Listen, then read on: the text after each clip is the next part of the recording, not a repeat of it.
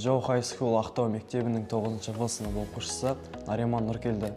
Мамандық таңдау адам өміріндегі ең маңызды істердің бірі. Мен сіздерді Қазақстандағы ең ерекше мамандықтардың бірі кинология мамандығымен таныстыратын боламын. Ал Мұрат аға, осы кинолог дегеніміз не? Соны бізге түсіндіріп кетсеңіз. Жарайды, мысалы кинолог дегеніміз, мысалы аты айтып тұр, біреулер түсінуі мүмкін, кейбір адамдар түсінбейді кинолог не екенін. Ойлайды, кино түсіретін адам ба деп. Негізі кинолог деген иттермен жұмыс жасайтын адамды оны кинолог дейді. Кинологияны қайда қолданамыз?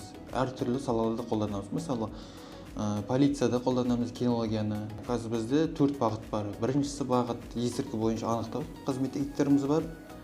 Содан жарылғыш заттарды анықтау қызметтік иттеріміз бар.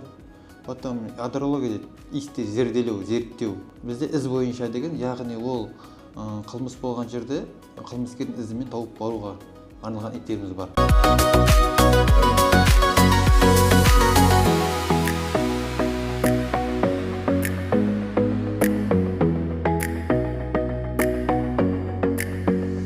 Ал енді мына қызметтік итті қалай тәрбиелейміз?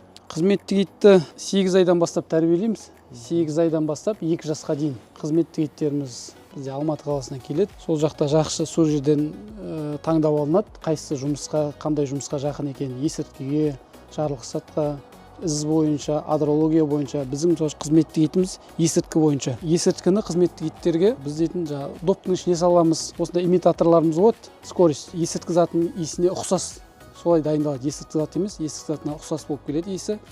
Доптың ішіне салып итті ойнатамыз.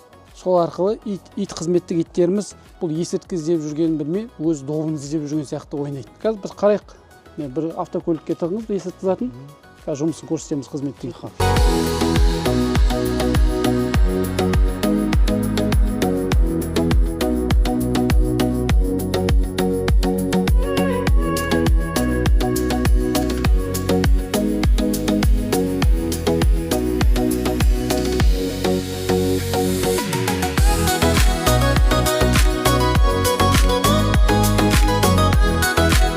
Қызметтік итіміз тапқанда өстіп қатып сол жерде тұрады.